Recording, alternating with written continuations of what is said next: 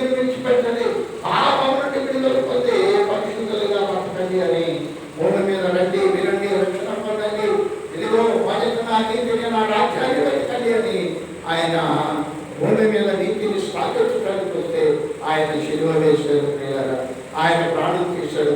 కానీ ఆయన శిలువ వేయబడకపోతే మనకు విలువ లేదు.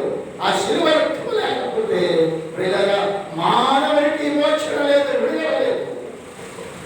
ఆయన యేసు రక్తంలోనే విమోచన ఉన్నది, విడుదల ఉన్నది, పాపులకు ప్రియులారా పశ్చాత్తాపం కలిగించేది.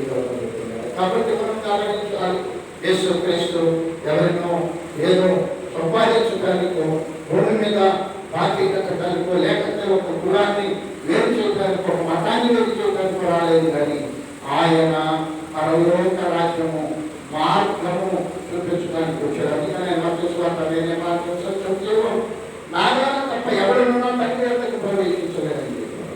అంటే పాపం నుండి పరిశుద్ధులుగా అవసరమైన వారికి మాత్రమే పరలోకం ఉన్నదని అన్ని గ్రంథాలు చెప్తా ఉన్నాయి. పాపులకి విమోచన లేదని, పాపులు పరలోకం చేరదని, పాపులకి నిత్యత్వం లేదని, అక్కడ నరకం ఉండదని, వారి పాపంలో ఉన్న వారు నరకానికి పెడతారని అన్ని గ్రంథాలు చెప్తా ఉన్నాయి. గ్రంథము చెప్పే మాటని యేసు క్రీస్తు దాన్ని ఎడమనిషి స్పష్టంగా చెప్తామన్నాడు. ఇదిగో నేనే మార్గం సత్యము జీవం మార్గమైన. ఎందుకంటే నేను సత్యాన్ని స్థాపించడానికి వచ్చాను, నీతిని పరిపాలించడానికి వచ్చాను. నీతి అనేది మానవుని యొక్క జీవితానికి కావలసినటువంటి వ్యక్తిగారు. నీతి లేని చోట చూడండి పిల్లరా, మురికి నీరు ఎలా ఉంటాయో, మంచి నీరు మనం తాగలుగుతాం, మురికి నీరు తాగుతామా? నీతి లేకపోతే మురుకు ఫలముగా ఉంటుంది పిల్లరా.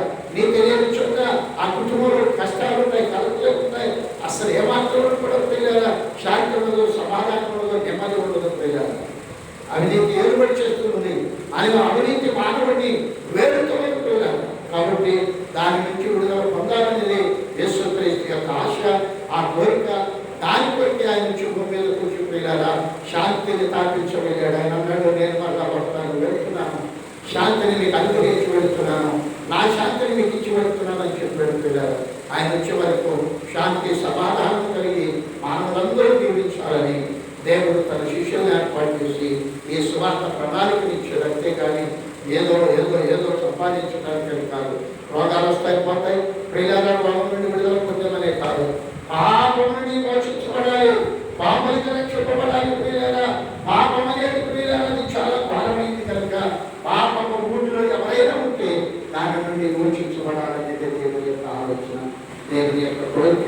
ప్రియులారా కాబట్టి రాత్రి గ్రామంలో దేవుడు దీవించాలి, నీతి అనే మార్గంలో నడిపించాలి, అవినీతిని నిర్మించాలని, పాపం నుండి తగ్గించాలని, పరిశుద్ధులు చేయాలి, విచారణ హత్యలు తాగుబోతులను కూడా మార్చాలనేది ప్రభుత్వ ఆలోచన. తాగుబోతులతో శిల్పులు కూడా నిర్ణయిస్తారని సాంఘికంగా కలిసి చెప్తూ ఉంటారు.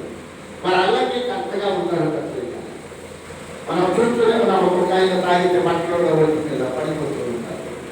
అది అలాగే దేవుడు చెప్తున్నదే, అది అంత మంచిది కాదు అని ఆయన స్థాపించడం, దాని నుండి విమోచించబడాలి, విడుదల పొందాలనేది దేవుడి యొక్క కోరిక.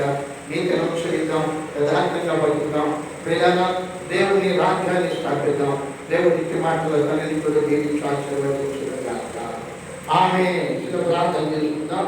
మహాపురుషుడుగా గనుడా మహోన్నతుడా సర్వాధికారి, నీకు అసాధ్యమైంది లేదు, నీకు సమస్తంలో సాధ్యమే, ఏదైనా చేయగలవు నాయన. కటమత్వం మార్చేయగలవు, ఎర్ర సోదరు రూపాయలు చేసేవాడు, చనిపోయిన లాభం లేపిన వాడు తండ్రి తీసుకుంటున్నారు, యాయకు మాత్రం బ్రతికించిన వాడు, ఎందరిలో భూమి మీద ఆయన నీవు ఆకర్షింపజేసి పట్టు చూపిన దేవుడు తండ్రి. అబ్రాహాము బిడ్డలు అయ్యా కానీ మొదతో ఏమైపోయిందని ఒక మొడతలైపోయి నీకు పనికిరాని స్థితిలో ఉన్నప్పుడు కూడా ఆమె గర్భము తెచ్చి బిడ్డలించాడు. ఆయన అట్టి గొప్ప ఆశ్చర్యకార్యం, అద్భుత కార్యములు చూపించు మేలు చేసేవాడు నీవు తప్ప ఎవరు లేరు. నా గ్రామంలో ఉన్న ప్రజలను రక్షించండి, రోగులను స్వతపక్షుడు ఆదరించడం బాగు చేయండి, దైవమును పట్టిన వారికి విడుదల ఇవ్వండి, సర్వరోగ నివారణ కలిగించండి, సకల సమృద్ధి జీవుడిచ్చి మీ నామములకు మాత్రమే మహిమ తెలుసుకునే విషయాల్లో తోడైండము.